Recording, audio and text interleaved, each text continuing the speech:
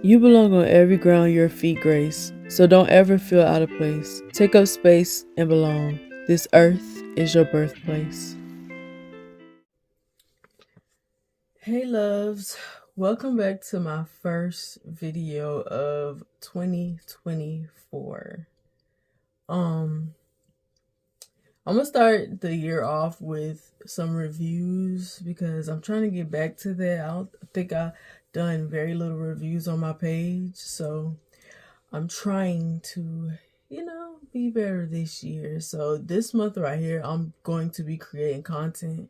So I'll have a lot of content to post for the next couple of months while I write, because y'all know if I'm writing, the likelihood of me recording content is very slim.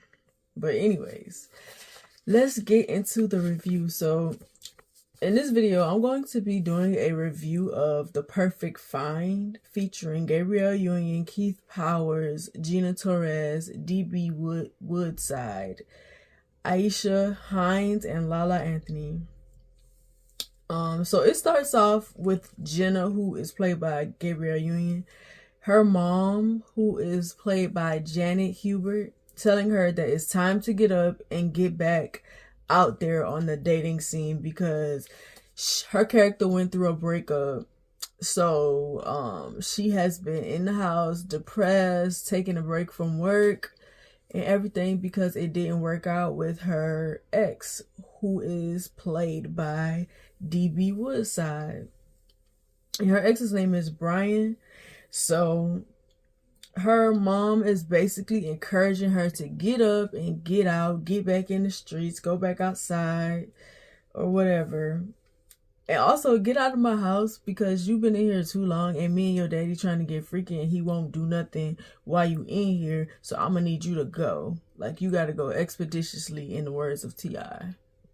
But so she ends up moving back to New York, and she goes to Darzine to get a job at Darcy's company. And Darcy she seems like an old frenemy of Jenna's, like they weren't friends, but they used to run in the same circle, or maybe they were friends and they were they didn't like each other like that. You know how it be those mean girls that hang out, they don't really like each other, but they hang out together for whatever reason.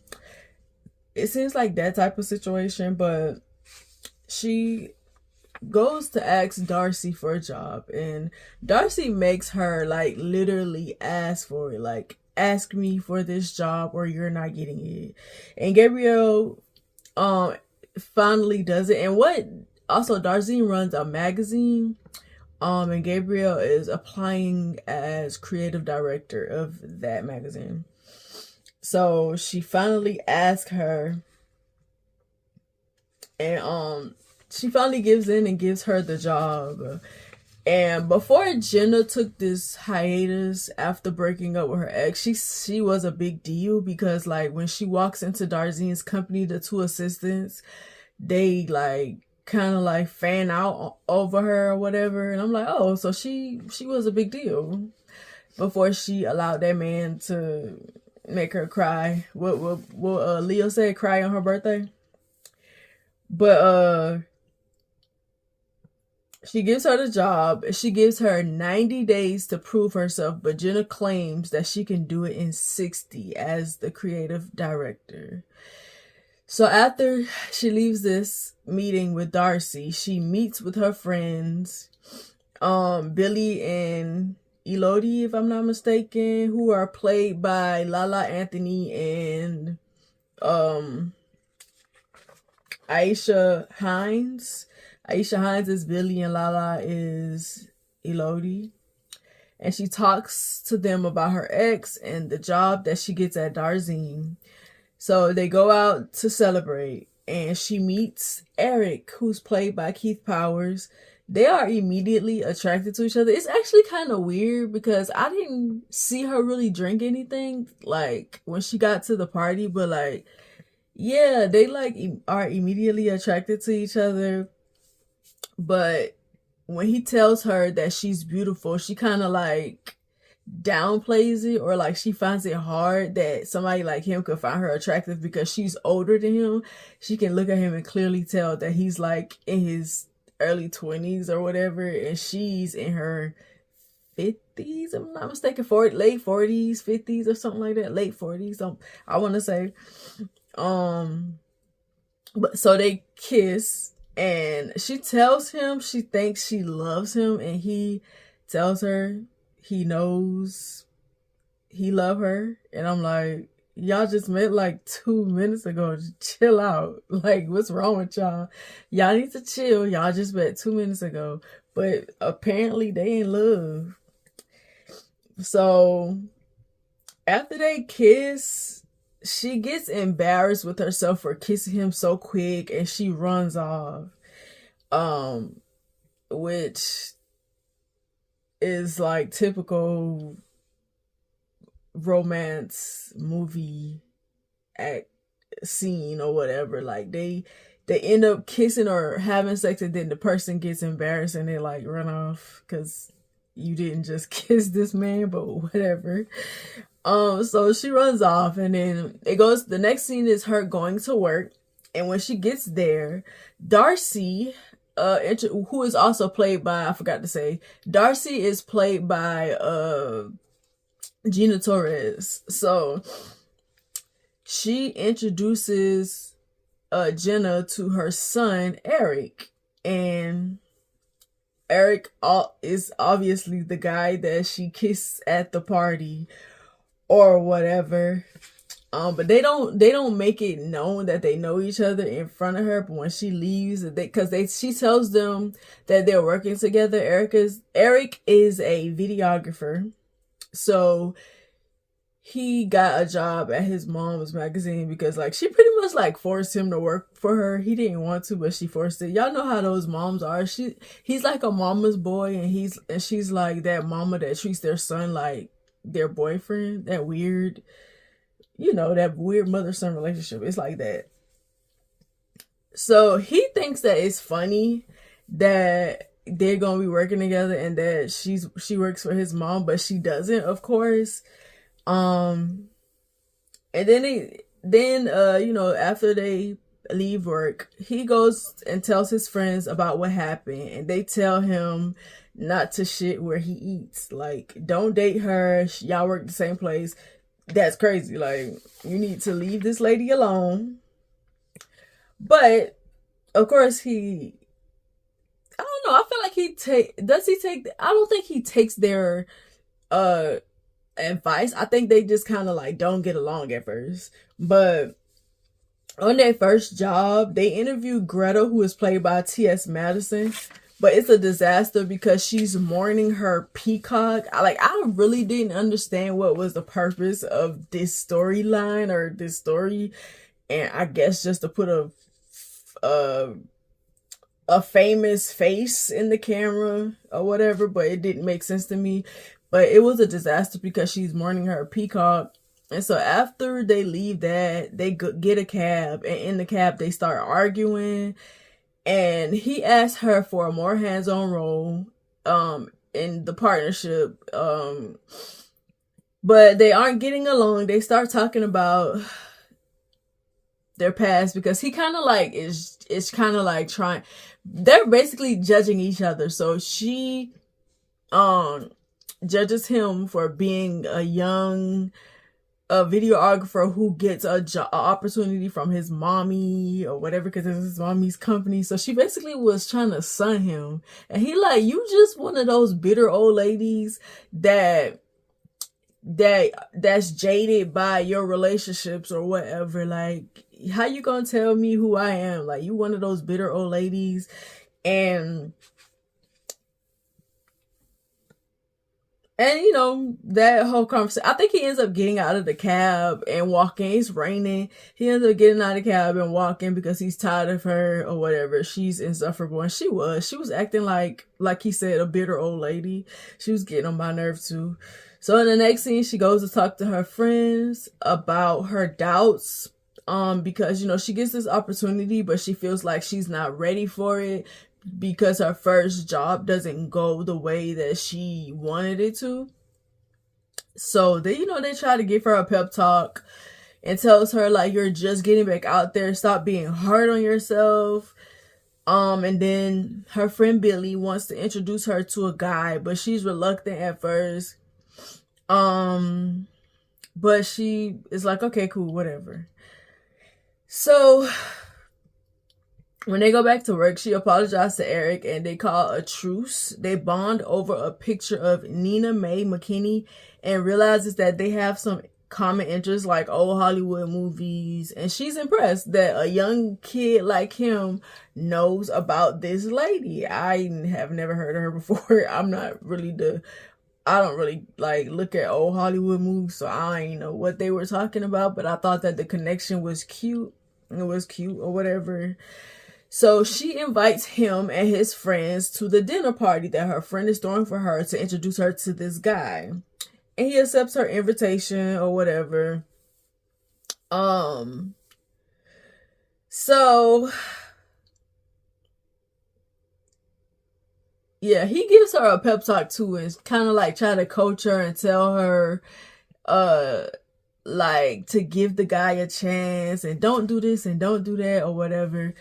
And then it goes to the scene where they are at the party and Jimmy, played by Godfrey, arrives to the party and they have a struggle conversation about coffee. I think he was saying something about him being interested in coffee and him like it was stupid. It was a stupid conversation.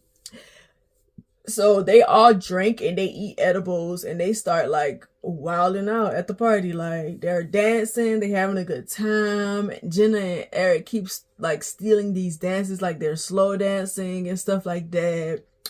And everyone pairs up. Lala pairs up with Eric's guy friend's girlfriend, if y'all following me. Billy pairs up with the guy, Eric's guy friend. It was weird. I guess they got an open relationship, but they just basically paired up with Jenna's friends, Billy and Elode. And of course Eric and Jenna pairs up and they start dancing. So the dude Jimmy feels left out, so he goes and sits down, but when Jenna sees him sitting by himself, she goes to talk to him. They have a conversation. He ends up getting offended and calls her out when he brought up marriage and kids, and he was like, I guess you're saying something is wrong with me because I'm 50 years old and I don't have kids and I'm not married yet. And she's like, no, I didn't say anything. Like, you're literally projecting your insecurities on me or whatever. And like he kind of like gets like aggressive toward her. And Eric and Jimmy and Eric's guy friend get into it because like Jimmy starts getting aggressive with Jenna, and so they like arguing or whatever, and then Eric's friend ends up having an allergic reaction.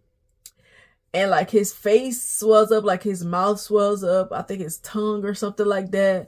So it kind of like ends the dinner party because his girlfriend, who is like talking to Lala, Lala's character, Elodie, she has to give him like the EpiPen or whatever, so it kind of breaks up the dinner party. But Eric stays to help Jenna clean up, and they talk about Jimmy. And he asked her, like, what do you want? Like, why would you even date a nigga like this? What do you want? Or whatever. And she, like, is describing this, like, perfect, like, love that she wants. And she said something about wanting a love that's, like, so ridiculous. Like, it makes people jealous or whatever. Oh yeah, she uses an old Hollywood movie to tell him about the love that she wants, and only they know. Only the two of them speak that language. I don't, so I can't really tell y'all what she said or whatever. But he understood her. And then like after that conversation, he like is like, okay, well, it's getting late. I'm about to go. Kind of like trying to make her ask him to stay, as she does, and they end up kissing again. And also they have sex, but it doesn't show that. It goes off the scene and it goes to them at work, and Jenna comes up with an idea for the magazine using Remy Ma and this girl Becca, whose clothes that she really liked. So they do like an old Hollywood photo shoot with Remy Ma in the video or whatever. Like they're walking around New York in these like beautiful areas, right? Doing a photo shoot, doing a video shoot, because he's a videographer. Doing a video shoot. I think they do both photos and video. Jenna X reaches out to talk, but she ignores it at first. But Eric comes by to ask her to celebrate with him after their video shoot. They talk about their relationship, and she tells him she thinks they should leave their connection behind because she works for his mom and it's never going to work out and it's going to blow up in their face or whatever. How, you know, she's basically choosing her career over their relationship, and he tries to convince her to give him a chance. And then he's not able to, so he agrees that they should be friends, but they end up being like, okay, let's just have sex one last time and then this is going to be over. But of course, that's not what happened. They have a conversation. They like, so it's showing like them having sex and them like talking and stuff like that, like over time, and they're like hiding their relationship. So they're having sex on and off and like talking about different things, and like they seem to like really get along. They enjoy each other's company. They have really good conversations. And he opens up to her about his dad's death and how it affected his relationship with his mom. He talks about wanting to do a film about his dad, and she encourages it. She tells him, like, you should do it. Like, regardless of what your mom may say, you should do it. And she tells him that she likes him, and he asks about her ex. She tells him how they broke up. Because she wanted more and he wasn't ready to. I think they were in a relationship for 10 years, if I'm not mistaken. It was one of those situations where she was waiting for him to marry her and it never happened, so they broke up.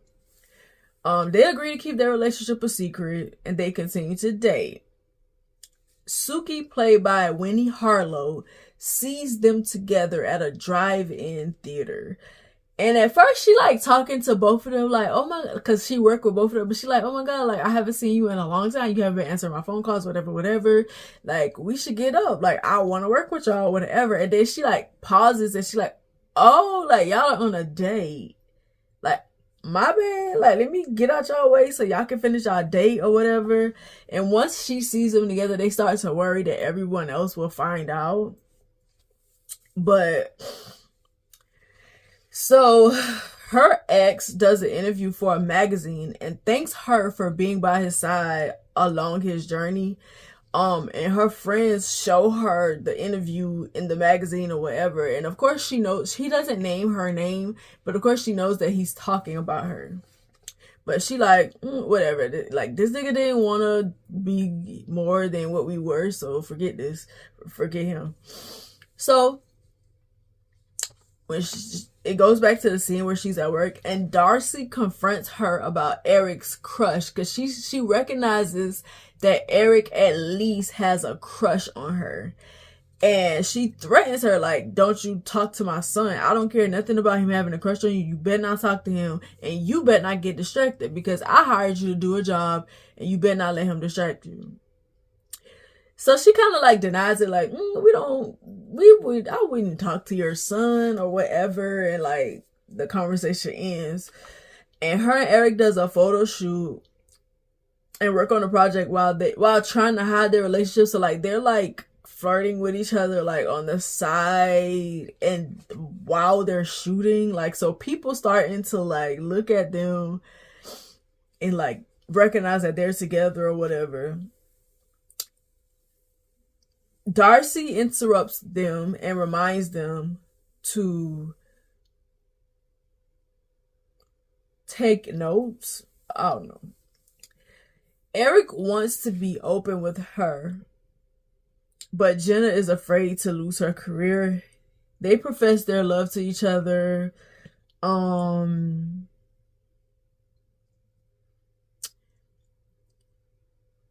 so I guess she kind of tries to compromise. So she takes him with her to Billy daughter's party, and Eric runs into his ex while he shoots footage of the little girls, because it's like a ballet party. His Billy's daughter is a ballerina, so it's like a ballet party, and his ex was a ballerina. So he ends up running into her, and they talk, and she gets jealous. Like, she gets like mad, like, I can't believe this nigga is talking to her in front of me.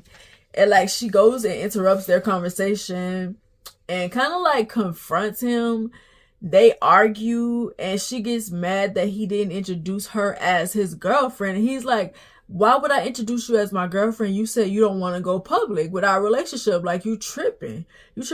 What women usually do, they'll say one thing and mean another. Like, I don't want us to be public, but if you don't introduce me as your girlfriend, I'm gonna be mad at you. Like, you said you don't want to go public. Chill out. But he basically tells her, you can't have it both ways. Either we're open or we're not. And then he like, okay, cool. Since you feel some type of way, kiss me.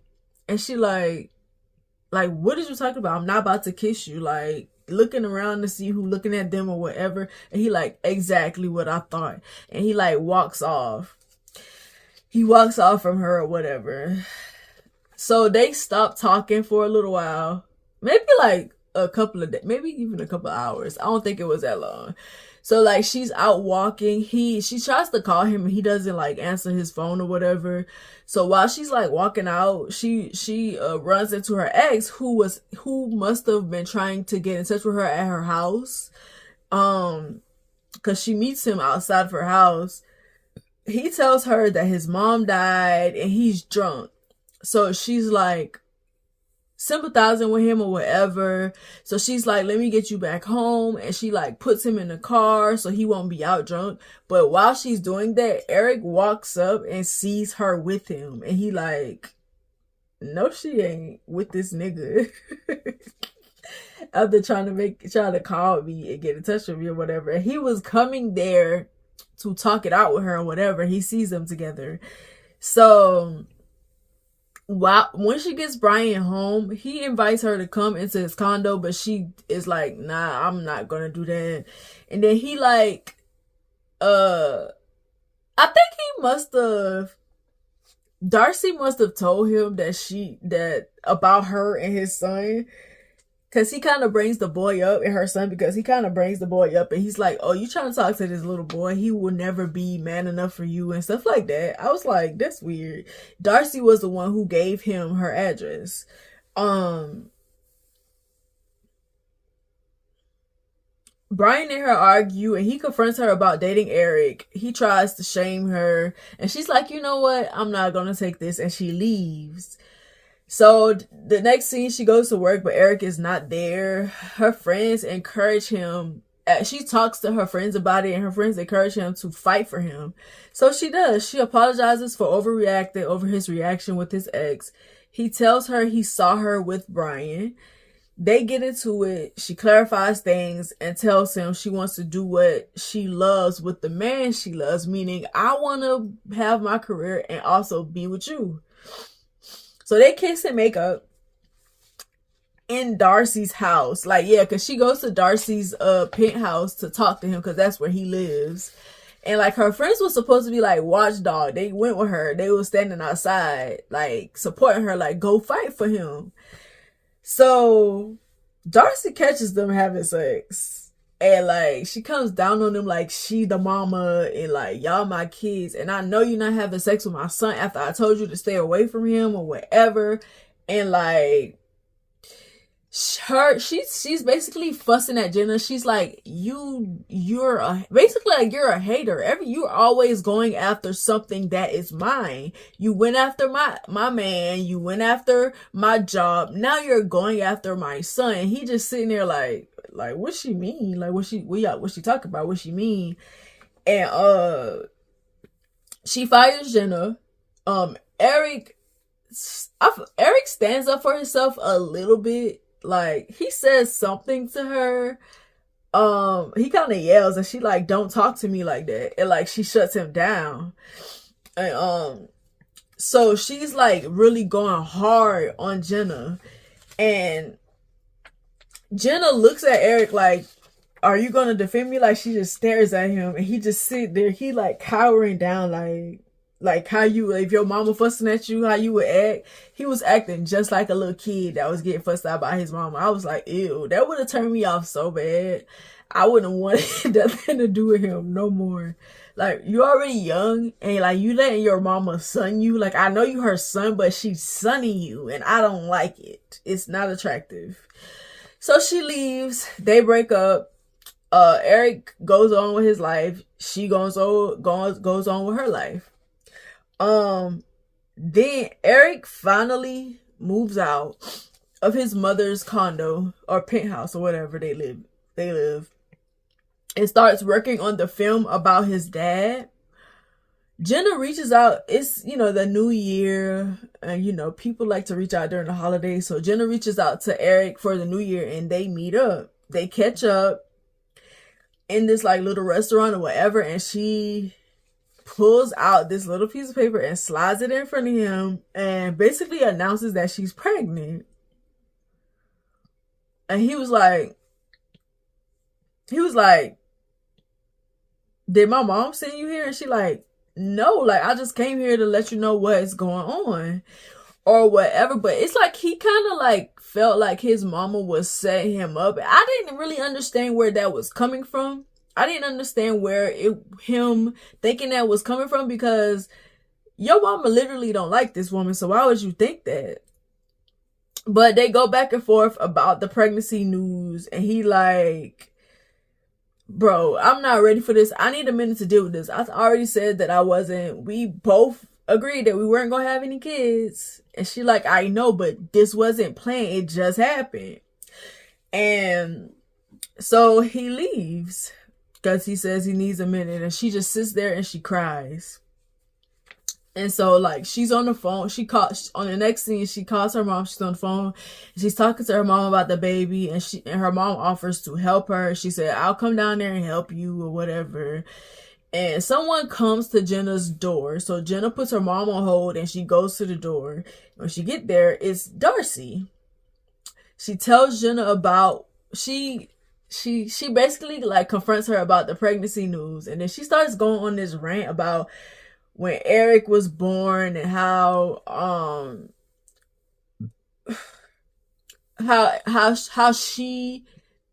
his birth changed her, how him being there changed her or whatever. Give her this like big speech about being a mother, and she's like, well, I hope now that you have your own child, you'll understand why I feel the way that I feel about mine.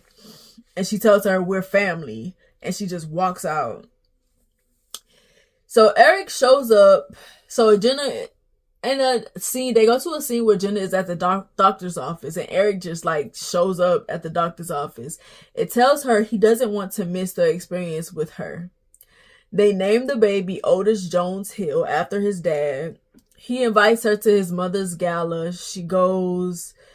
They kiss and live happily ever after. Like, so they make up. They decide to be together and raise their kid together.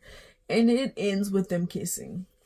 I want to say too, those last couple of scenes, I did not like Gabrielle's hair. I didn't know what they were trying to do, make her like look natural, but it wasn't giving natural. It was giving trying to be natural, if that makes sense. And then in the last scene, she had like these finger waves. I was like, I don't like this.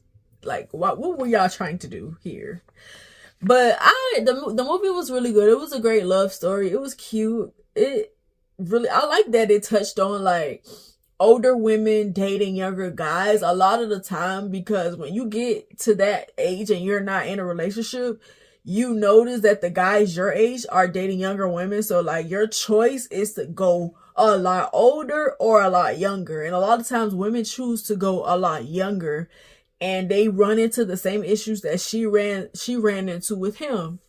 And I like that they touched on that.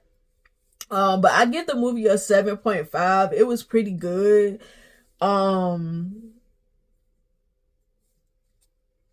Hold up. Let me see what else I said. Yeah, I gave it a 7.5. It was a pretty good movie. Um, um, I forgot. It came out in 2023, but I forgot exactly when. But it came out at the end of the year. But I wanted to save it so I could review it. So I just watched it a couple of days ago. But that theme presented in the movie, it kind of makes me question why things end up that way.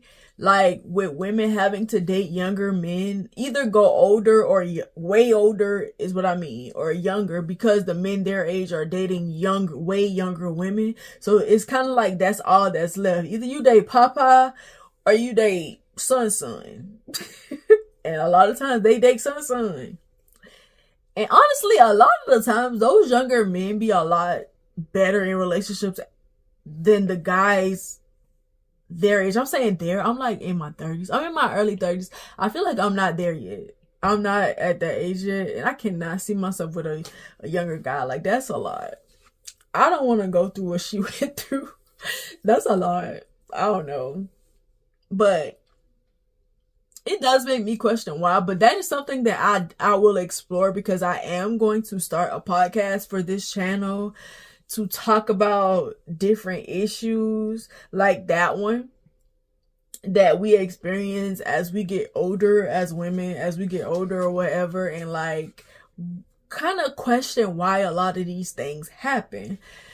But all in all, it was a good movie. I really enjoyed it. It's something that I would watch again, but would I put it in my rotation like Love Jones and stuff? Maybe not, but I would watch it again. So I guess that's good. But that's the end of that review. I have more to record, so I'm going to end this video right here. I do think that y'all should check this movie out. I think it's worth watching. But thanks for watching this video. I will see you in the next one. Bye. Before you go, check out my website at srgrahamwrites.org and subscribe to my mailing list to get exclusive updates on works in progress, other news, and blog posts. Thank you.